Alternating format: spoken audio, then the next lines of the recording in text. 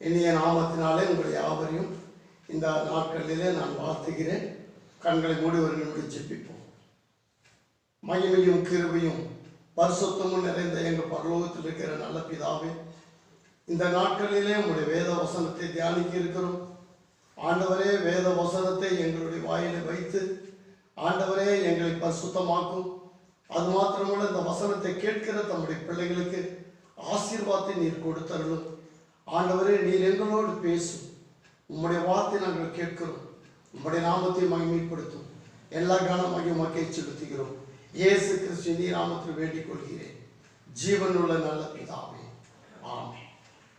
மத்தேயு எழுதின சுவிசேஷம் 8ஆம் அதிகாரம் 10வது வசனத்தை நாம் வாசிப்போம்.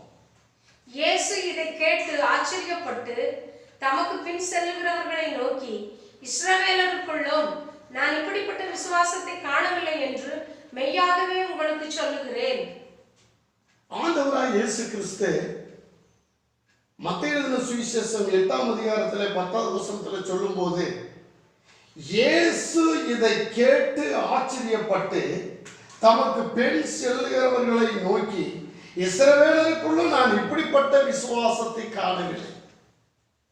தேவனுக்குள் அருமையானவர்களே, ஒரு 100க்கு அதிபதியை பார்த்து ஆண்டவராய் இயேசு சொல்லும் போது, இப்படிப்பட்ட விசுவாசத்தை காணவில்லை என்று மெய்யாகவே உங்களுக்கு சொல்லுகிறேன் என்று சொல்லி அந்த 100க்கு அதிபதியுடைய விசுவாசத்தை பார்த்து அவர் மிகவும் புகழ்கிறதை நாம் வாசிக்கிறோம்.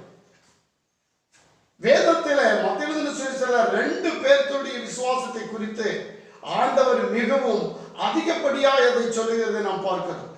இரண்டாவது கானாவூர் அந்த ஸ்திரியை நோக்கி அவருடைய விசுவாசத்தை குறித்து சொல்லும்போது, ஸ்திரியே, உன் விசுவாசம் பெரிது என்று சொன்னார். அதே போல இந்த நாளில 100க்கு அதிபதியுடைய விசுவாசம், இந்த 100க்கு அதிபதி ஒரு யூதன் அல்ல, இந்த 100க்கு அதிபதி ஒரு புறஜாதியன்.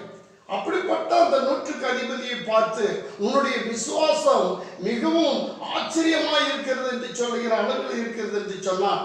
அந்த 100க்கு அதிபதியினுடைய நிலையை நாம் சற்று தியானிப்போம் என்று சொன்னால் கர்த்தர் நிச்சயமாகவே நம்மை ஆசீர்வதிக்கிறவராக இருப்பார்.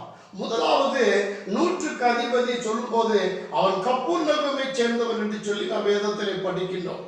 அவன் 100க்கு அதிபதி. அந்த நாட்களில் ரோமாபுரியினுடைய அரசாட்சிக்குள்ளே அவன் 100 பேர்களுக்கு அதிபதியாக இருக்கிறவன் என்று சொல்லி வேதத்திலே நாம் வாசிக்கணும். அப்படிப்பட்ட அந்த அதிகாரி, ஆண்டவருக்கு மகிமை உண்டாகட்டும், இயேசு அவர் பார்த்து சொல்லுகிறார், என்னுடைய வேலைக்காரன் திமிர்வாதமாக இருக்கிறான், நீங்க வந்து அதை சுகமாக்குங்க என்று சொல்லி அவன் கேட்கும் போது ஆண்டவர் சொன்னார், நான் வந்து சுகமாக்கிறேன் என்று சொல்லும் போது அவன் சொன்னான், ஆண்டவரே, நீர் என்னுடைய வீட்டுக்கு வருகிறதற்கு நான் தகுதி இல்லை, ஆனால் ஒரு வார்த்தை மாத்திரம் நீங்க சொல்லுங்கன்னு சொன்ன உடனே இயேசு அதை கேட்டு ஆச்சரியப்பட்டு தமக்கு பின் செல்லுகிறவர்களை பார்த்து, இஸ்ரவேலருக்குள்ளே இப்படிப்பட்ட விசுவாசத்தை நான் காணவில்லை என்று சொல்லி அதை சொல்லுகிறதை பார்க்கின்றோம்.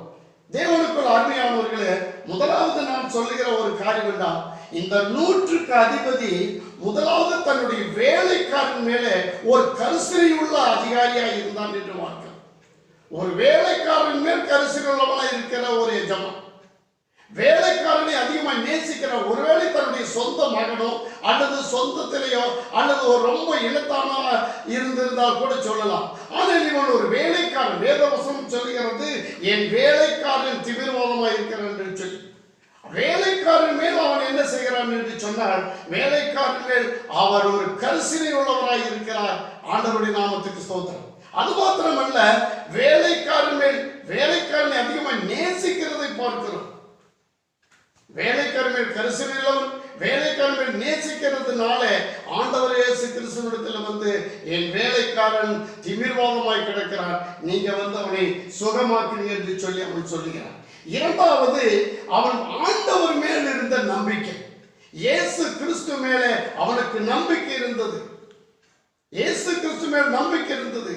இவர் ஒரு தேவ மனிதன், இவர் ஒரு வார்த்தை சொன்னால் போதும் என் வேலைக்காரன் சுகமாயிருவான். ஆகினால் ஆண்டவர் மேல் அவனுக்கு நம்பிக்கை இருந்தது. மூன்றாவது நாம் வாசிக்கிறோம், அவனிடத்தில் தாழ்மை இருந்தது. அவனிடத்தில் தாழ்மை இருந்தது. அவன் 100க்கு அதிபதியாக இருக்க, அவன் நான் அதிகாரத்துக்கு கீழ்ப்பட்டவனாய் இருந்தும் எனக்கு கீழ்ப்பட்டுகிற சேவகர் உண்டு. நான் ஒருவனை போவென்றால் போகிறான், மற்றொருவனை வா என்றால் வருகிறான், என் வேலைக்காரன் இதை செய்ய என்றால் செய்கிறான் என்று சொல்லுகிறான். அவன் அதிகாரத்துக்கு உட்பட்டவனாய் இருந்தால் அவனிடத்தில் ஏராளமான வேலைக்காரர்கள் உண்டு. அவன் மிகப்பெரிய ஒரு அதிகாரி, ரோமா படைத்தளபதி, அவன் தளபதியாக இருந்தவன்.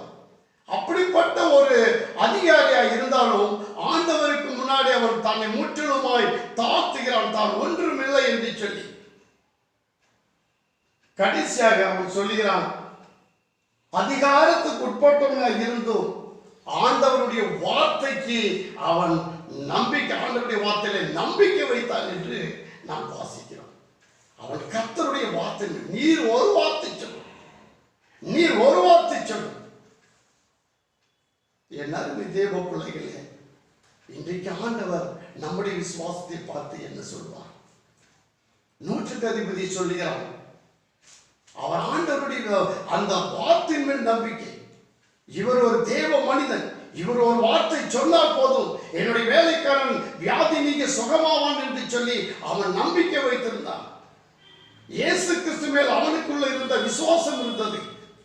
ஆகையினால தான் அவன் சொல்லுகிறான், நீர் ஒரு வார்த்தை சொன்னார் நிச்சயமாகவே என்னுடைய வேலைக்காரன் சுகமாவான், நீர் என்னுடைய வீட்டுக்கு வருகிறதற்கு நான் தகுதி இல்லை என்று அவன் சொல்கிறான்.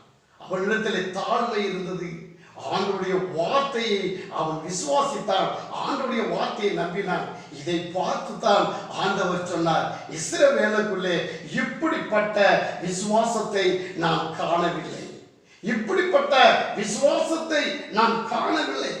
ஆண்டவருடைய நாமத்துக்கு ஸ்தோத்திரம். எப்படிப்பட்ட விசுவாசம் பாருங்க. இன்றைக்கு ஆண்டவர் நம்முடைய விசுவாசத்தை பார்த்து அப்படி சொல்ல முடியுமா? இஸ்ரவேலுக்குள்ளே அன்றைக்கு இருந்த இஸ்ரவேலர்கள் மேசியாவை எதிர்பார்த்தவர்கள், ஆண்டவருடைய நியாயப்பிரமாணத்தை கற்றவர்கள், வேத பண்டிதர்கள், அவர்களையெல்லாம் தேவன் பின்னுக்கு தள்ளி ஒரு புறஜாதியனாகிய 100க்கு அதிபதியை நோக்கி அவர் சொல்கிறான், இஸ்ரவேலுக்குள்ளே இப்படிப்பட்ட விசுவாசத்தை நான் காணவில்லை. எல்லாருமே தேவ பிள்ளைகளே, விசுவாசமானது என்ன? எபிரேயர் 11:1 வாசிக்கிறோம், விசுவாசமானது நம்பப்படுகிற உறுதி, காணப்படாதவர்களின் நிச்சயம் என்று சொல்லி. எபேசியர் 2:8 வாசிக்கிறோம், கிருபையினாலே விசுவாசத்தை கொண்டு ரட்சிக்கப்பட்டீர்கள், இது உங்களால் உண்டானதல்ல, இது தேவனுடைய ஈவு என்று சொல்லி வாசிக்கிறோம். விசுவாசம் கேள்வியினால் வரும், கேள்வி தேவனுடைய வேத வசனத்தினால் வரும் என்று சொல்லி நாம் வேதத்திலே வாசிக்கிறோம். ஆக விசுவாசம் என்பது என்ன? நாம் நம்பாத காரியம். விசுவாசங்கிறது எது? விசுவாசம் நம்பப்படுகிற உறுதி, காணப்படாதவர்களின் நிச்சயம். நாம் எதை காணவில்லை அதை நாம் விசுவாசிக்கிறோம். ஆண்டவருடைய நாமத்துக்கு ஸ்தோத்திரம். இன்றைக்கு நம்முடைய விசுவாசத்தை குறித்து ஆண்டவர் என்ன நினைப்பார்? இப்படிப்பட்ட விசுவாசம் இன்றைக்கு இப்படிப்பட்ட சூழ்நிலையில உங்களுக்கும் எனக்கும் இருக்கிறதா?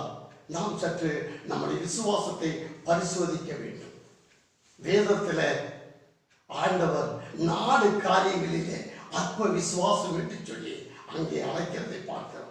முதலாவது, ஆண்டவருடைய நாமத்துக்கு ஸ்தோத்திரம், மத்தேயு எழுதின சுவிசேஷம் 6ஆம் அதிகாரம் 30வது வசனத்தையும் 31வது வசனத்தையும் நாம் வாசிப்போம். அற்ப விசுவாசிகளே, இன்றைக்கு இருந்து நாளைக்கு அடுப்பிலே போடப்படும் காட்டுப்புல்லுக்கு தேவன் இவ்விதமாக உடுத்துவித்தால் உங்களுக்கு உடுத்துவிப்பது அதிக நிச்சயம் அல்லவா? அற்ப விசுவாசிகளே ஆண்டவர் சொல்றாரு. அன்றைக்கு தம்மோடு இருந்த சீசர்களை பார்த்தும், மற்றவர்களை பார்த்தும், நியாயப்பிரமாணத்தை கற்றவர்களை பார்த்தும் அவர் சொல்லுகிற அற்ப விசுவாசிகளே, ஏன் நீங்கள் கவலைப்படுகிறீர்கள்? 100க்கு அதிபதி விசுவாசம் ஆச்சரியத்துக்குரிய விசுவாசம்.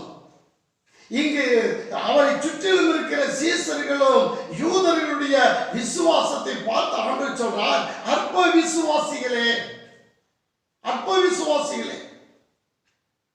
கவலைப்படுகிறதுனால உங்களுடைய அற்ப எதை உண்போம், எதை புசிப்போம், எதை குடிப்போம் என்று சொல்லி ஏன் உங்களுடைய சரீரத்துக்காக நீங்கள் கவலைப்படுகிறீர்கள்? தேவன் காட்டு புஷ்பத்தை தேவன் உடுத்துவிக்கிறார் என்று சொல்லி வாசிக்கிறோம். பறவைகளை காட்டு நீங்கள் விசேஷம் என்று சொல்லி வாசிக்கிறோம். நீங்கள் எதற்காக கவலைப்படுகிறீர்கள்? இப்போ அற்ப விசுவாசம் என்று சொன்னால் கவலையினாலே மனித வாழ்க்கையில ஒரு அற்ப விசுவாசம் வருகிறது. தேவன் மேல் நம்பிக்கை இல்லாமல் போகிறது. அற்ப விசுவாசம். நாம் வேதத்திலே வாசிக்கிறோம். ஆண்டவருடைய நாமத்துக்கு ஸ்தோத்திரம் உண்டாகட்டும். நீங்கள் விசுவாசித்தால் இந்த மலையை பார்த்து அந்த புறம் போய் என்று சொன்னால் போகும். அதே போல லூக்கா எழுதின சுவிசேஷத்தில் வாசிக்கிறோம், நீ கடுகளவு விசுவாசித்தால் இந்த காட்டு அத்தி மரம் வேரோடு பிடுங்கி நடு சமுத்திரத்தில் நடு என்று சொன்னாலும் நடும். அப்படிப்பட்ட விசுவாசம், கடுகளவு விசுவாசம். இதுல நமக்கு அற்ப விசுவாசம் கவலையினாலே வருகிறது. எதை புசிப்போம், எதை உண்போம், என்ன செய்வோம்? இன்றைய நாளில கிட்டத்தட்ட 2 மாதத்திற்கு மேல நாம் வீட்டுக்குள்ள அடைபட்டு கிடக்கிறோமே, நாம் என்ன செய்வது என்று சொல்லி நீ கவலைப்பட்டு கொண்டிருக்கிறாயா? கவலைப்படுகிறால் உன்னுடைய சரீரத்தை ஒருவன் கூட்டவோ குறைக்கவோ முடியாது. என் அருமை தேவ பிள்ளையே, நீ ஆண்டவராய் இயேசு கிறிஸ்து மேலே உன்னுடைய விசுவாசத்தை நீ வைத்தரு. நிச்சயமாகவே கர்த்தர் உன்னை ஆசீர்வதிப்பார்.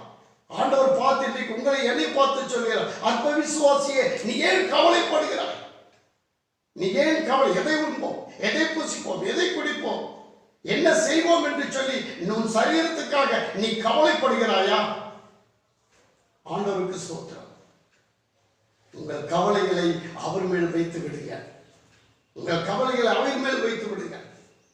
அற்ப விசுவாசி, நீங்கள் கவலைப்படாதீர்கள் என்று சொல்லி அன்றைக்கு சீசர்களை பார்த்து சொன்னார். 2வது காரியத்தை நான் வாசிப்போம். மத்தேயு எழுதின சுவிசேஷம் 8ஆம் அதிகாரம் 26வது வசனத்தை நான் வாசிப்போம். அதற்கு அவர், அற்ப விசுவாசிகளே, ஏன் பயப்படுகிறீர்கள் என்று சொல்லி எழுந்து காற்றையும் கடலையும் அதட்டினார். உடனே மிகுந்த அமைதல் உண்டாயிற்று. ஆண்டவராய் இயேசு கிறிஸ்து தம்முடைய சீசர்களோடு அவர் படகிலே போய் கொண்டிருக்கிறார். அந்த நேரத்தில் கலிலேய கடலில் மிக அருமையான புயலும் கடல் கொந்தளிப்பும் ஏற்பட்டு படகு அங்குமிகும் அசைந்து மிகவும் ரொம்ப மோசமான சூழ்நிலை காணப்படுகிறது. அப்ப சீசர்கள் பயப்படுகிறார்கள். இயேசு தம்முடைய படகிலே இருக்கிறார் என்கிற அந்த நம்பிக்கை அவர்களுக்கு இல்லாமல் அவர்கள் பயப்பட்டு, ஆண்டவரே நாங்கள் மடிந்து போகிறோம் என்று சொல்லி அவர்கள் கதறுகிறார்கள். அந்த வேளையில் ஆண்டவர் பார்த்தார், அற்ப விசுவாசிகளை ஏன் பயப்படுகிறீர்கள்? பயம் இன்றைக்கு அற்ப விசுவாசத்தை கொண்டு வருகிறது. முதலாவது கவலை என்கிற அற்ப விசுவாசம், 2வது பயம் என்கிற அற்ப விசுவாசம். ஏன் பயப்படுகிறேன் என்று சொல்லி அவர் காற்றையும் கடலையும் அதட்டுகிறார். இன்றைக்கு நம்முடைய வாழ்க்கையில பயம் வருகிறதா? ஐயோ, இந்த வியாதி நம்மளை ஏதாவது செய்து விடுமோ? பயம் வருகிறதா? அற்ப விசுவாசியே, நீ பயப்படாதே, நான் உனக்கு துணை நிற்கிறேன். என் நீதி வலது கருத்தினால் உன்னை தாங்குகிறேன். பயப்படுகிறவர்கள் அவிசுவாசிகளும் அக்கினி கந்தகம் எரிகிற கடலிலே பங்கடைவார்கள். பூரண அன்பு பயத்தை புறமே தள்ளும் என்று வாசிக்கிறோமே. ஆக தேவனுக்குள்ள அருமையானவர்களே, அற்ப விசுவாசிகளே, நீங்கள் ஏன் பயப்படுகிறீர்கள்? முதலாவது அற்ப விசுவாசம் கவலையினாலே வருகிறது. 2வது அற்ப விசுவாசம் பயத்தினாலே வருகிறது. அதே மத்தேயு எழுதின சுவிசேஷத்திலே மத்தேயு 14ஆம் அதிகாரம் 31வது வசனத்தை வாசிப்போம். உடனே இயேசு கையை நீட்டி அவனை பிடித்து, அற்ப விசுவாசியே, ஏன் சந்தேகப்பட்டாய் என்றார். 3வது சந்தேகத்தினாலே அற்ப விசுவாசம். இன்றைக்கு மனித வாழ்க்கையில அதிகமாக ஏற்படுகிறது சந்தேகம். சந்தேகத்தினால் தான் இன்னைக்கு மிகப்பெரிய குற்றங்கள் நடைபெறுகிறது. சந்தேகத்தினால் தான் கொலைகள் நடக்கிறது. சந்தேகத்தினால் தான் மிக பயங்கரமான சூழ்நிலைகள் ஏற்படுகிறது. பல குடும்பங்கள் சுக்குநூறாய் உடைகிறது. நல்ல குடும்பம் ஓடிக்கொண்டிருக்கிற வேலையில ஒரு சந்தேகம் என்கிற பிசாசு அதை கொண்டு வந்தால் அந்த குடும்பம் ஒன்றுமில்லாமல் சின்ன பின்னமாய் மாறுகிறது. காரணம் என்ன? சந்தேகம். அன்றைக்கு ஆண்டவராய் இயேசு கிறிஸ்து தம்முடைய சீடர்களை பார்த்து, அற்ப விசுவாசிகளே, நீங்கள் ஏன் சந்தேகப்படுகிறீர்கள்? கர்த்தருக்கு ஸ்தோத்திரம். சந்தேகத்தினாலே வருகிற அற்ப விசுவாசம், கவலையினாலே வருகிற அற்ப விசுவாசம், பயத்தினாலே வருகிற அற்ப விசுவாசம், சந்தேகம்.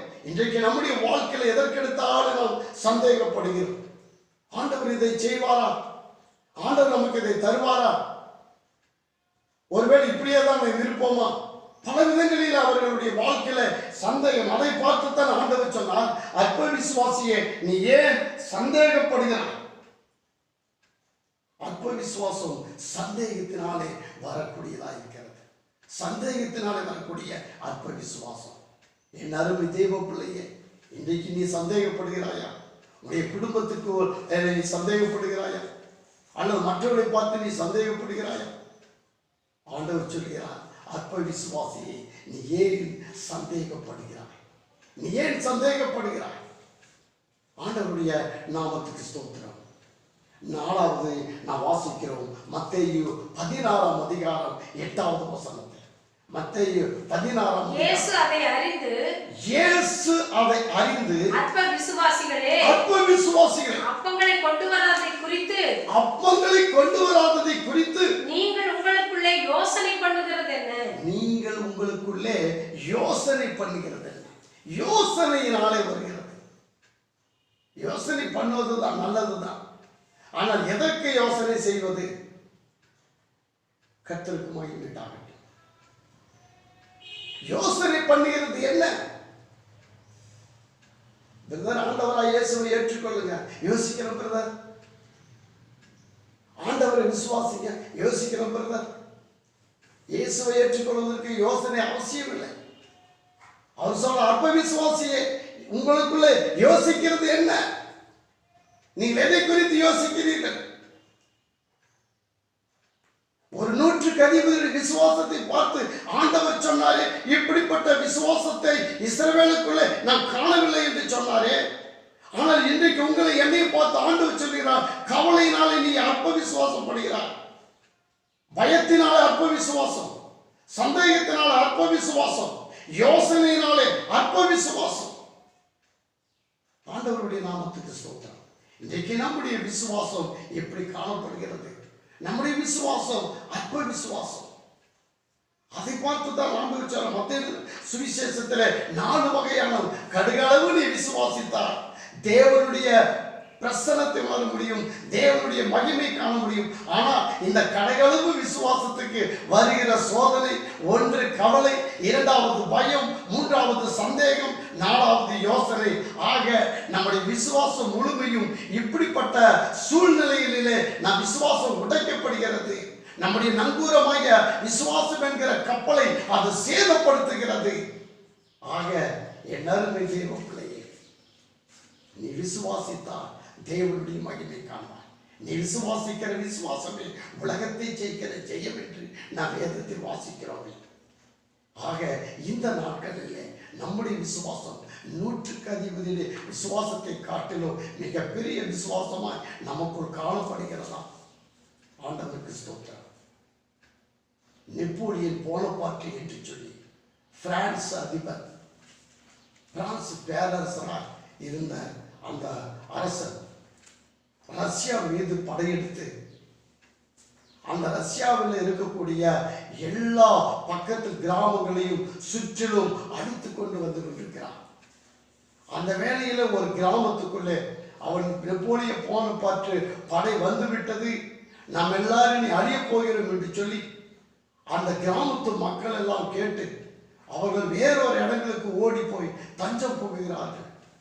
அப்படிப்பட்ட நிலையிலே ஒரு வீட்டில் ஒரு அருமையான ஒரு தாயாரும் 2 கால்கள் முடமான ஒரு முடவனும் அங்கே காணப்பட்டார். அந்த பையன் சொன்னான், அம்மா, நெப்போலியன் போனபார்ட் படையில் வந்து நம்மளை கொன்று போடுவிடும், ஆகினாலே தயவு செய்து நீங்கள் போய் தப்பித்துக் கொள்ளுங்கள், நான் முடமாய் இருக்கிறேன், நான் செத்தா பரவாயில்லை என்று சொல்லி அந்த மகன் சொல்லுகிறான். அந்த தாய் சொன்னான், இல்லை மகனே, பெற்ற மகனை உன்னை நான் விட்டு நான் மட்டும் என் உயிரை காப்பாற்றிக் கொள்ள ஓடுவது அது சரியல்ல. என்ன கர்த்தர் நம்மோடு இருப்பார் என்று சொன்னான். நெப்போலியன் போனபார்ட்டுடைய படைக்கு நாம் தப்பித்துக் கொள்வோம் என்று சொல்லி அந்த இரவிலே அவர்கள் ஓசியா தீர்க்கதரிசன புத்தகத்தினுடைய 14ஆம் அதிகாரத்தினுடைய 5வது வசனத்தை அவர்கள் வாசிக்கும் போது சொன்னார்கள், நான் இஸ்ரவேலருக்கு பணியாய் இருப்பேன் என்று சொல்லி அந்த வேதத்தில் வாசித்தார்கள். அதை வாசித்து முடித்து அவர்கள் இரவில் அப்படியே படுத்துக் கொண்டாங்க. அந்த ஊரே எல்லாம் காலி பண்ணி போயிட்டாங்க. அந்த ஊருக்குள்ள அந்த வீட்டில் இவங்க மாத்திரம் இருக்கிறாங்க. வெடிந்தது. காலையில வந்து பார்த்தார்கள், ஒருத்தரும் காணவில்லை. ஆனால் அவர்கள் வீட்டை சுற்றிலும் பனி மதிலை போல காணப்பட்டதா, பனி மதிலை போல.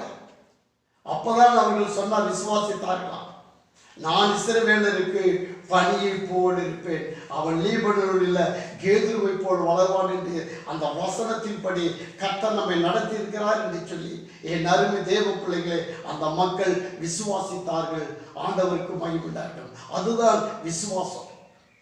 அதுதான் கர்த்தர் மேல் வைக்கக்கூடிய நம்பிக்கை. ஆண்டவராய் இயேசு கிறிஸ்துவை விசுவாசித்தார்கள். அவர்கள் இயேசுவை விசுவாசித்ததினாலே அவர்கள் கர்த்தருடைய மகிமையை கண்டார்கள் என்று சொல்லி நாம் வேதத்திலே வாசிக்கின்றோம்.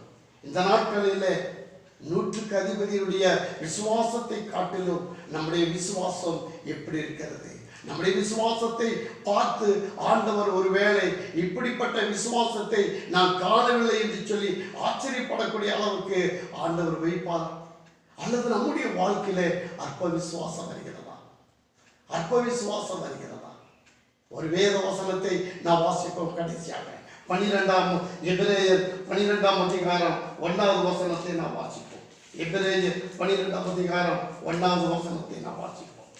ஆகையால் மேகம் போன்ற இத்தனை திரளான சாட்சிகள் நம்மை சூழ்ந்து கொண்டிருக்க, பாரமான யாவற்றையும் நம்மை சுற்றி நெருங்கி நிற்கிற பாவத்தையும் தள்ளிவிட்டு விசுவாசத்தை துவக்குகிறவரும் முடிக்கிறவருமாய் இருக்கிற இயேசுவை நோக்கி நமக்கு நியமித்திருக்கிற ஓட்டத்தில் பொறுமையோடு ஓடக்கடவோம்.